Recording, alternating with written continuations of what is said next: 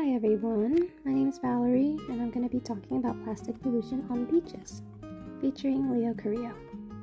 So looking at Leo Carrillo, there was not much plastic pollution at all, which is really awesome to report. I don't know if this is the usual way this beach is because I've only visited about 3 times, or if it's because of the coastal cleanup that happened in September. It's good to see that it's not suffering from plastic pollution because a lot of beaches do experience that. So that's what I'm going to talk about. So where does the bulk of plastic pollution come from? Figured to ask people that were around. There weren't that many, but I did get 2. So here's what they responded with. What do you think is the main source of plastic pollution when you go to the beach or you visit coastal areas? Like, what's the main reason why it happens? Yeah, like just where you think, where does the plastic come from? Technically, like, whenever people, like, trash companies dump word trash, they don't really have a place to do so. It's a bit expensive to burn it, so really the ocean is the best bet.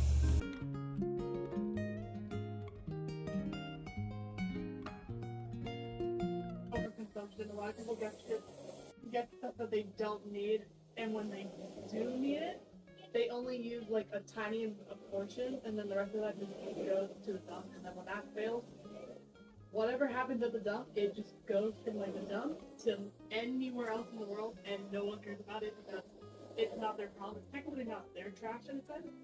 And then when that happens, or when people just used to actually be a community and not pick up other people's stuff, that's when it gets picked up by the wind, or the rain, or the weather, or generally anything, and that one doesn't get that makes sense.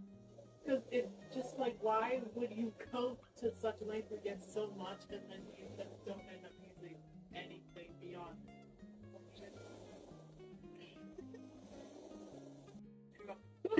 Oh, okay, thank you so much. That was a really good answer.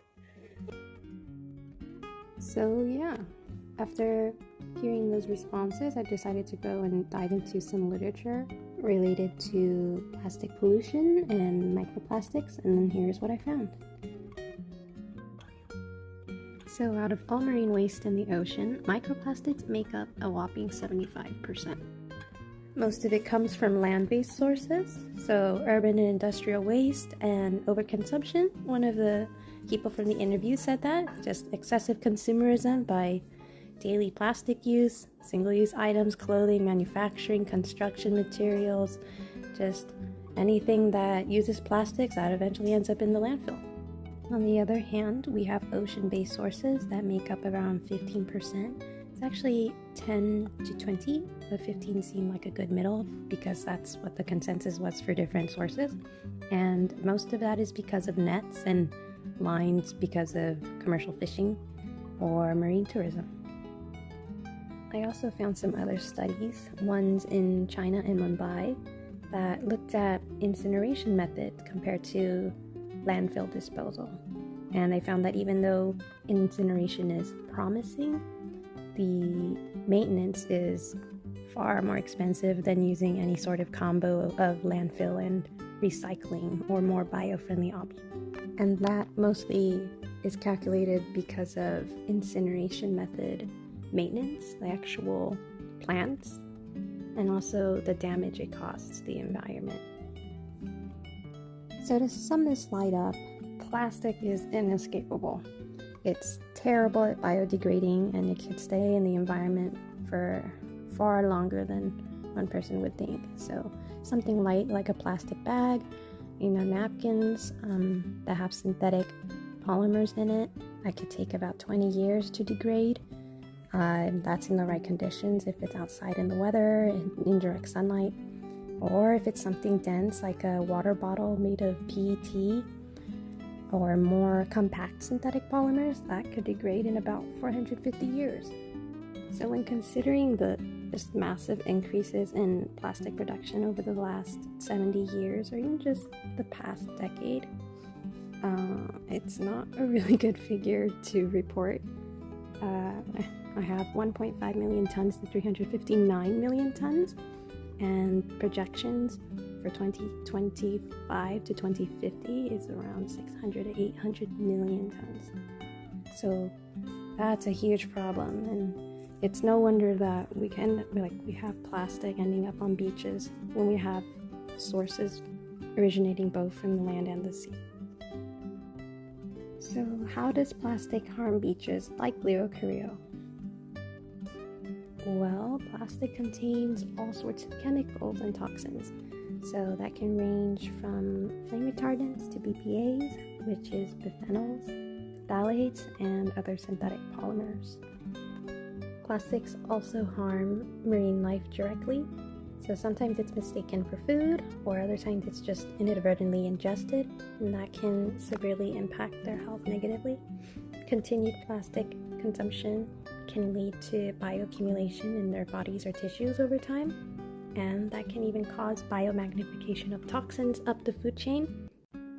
So when this happens in the ocean, it's not a problem that's just constrained to the ocean, but it could also come back to harm us, since we rely on the ocean as a food source. And it also just harms the coastal environments, because those have direct relationships with the ocean. Lastly, there are physical obstacles in the ecosystem. They're just clutter, they get in the way, and there's the added risk of microbes like hitchhiking on these pieces of plastic and going to places that they're not native to, and that's another huge problem.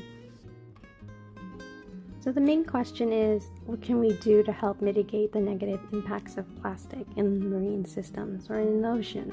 And the answer is basically create and use less plastic. But that's hard to do when plastic is in nearly everything and used daily. So small things that we can do in the long run, even though they don't really seem very big, is to 1. Advocate for better policies like cap and trade policies, bans, restrictions, limits on excessive plastic creation or single-use products. 2. Reduce personal plastic use, so buying things that last or using alternative products. And 3. Making greener decisions, so using biodegradable products or recyclable products. And all these 3 things help reduce your ecological footprint so that plastic doesn't end up on beaches like Leo Carrillo, keeping them well maintained and safe. And that's all I have. Thanks so much for listening to my stuttering presentation. I've never created a video ever, so this was definitely a learning curve. But yeah, here are the sources and additional credits. And thanks for listening again. Bye bye!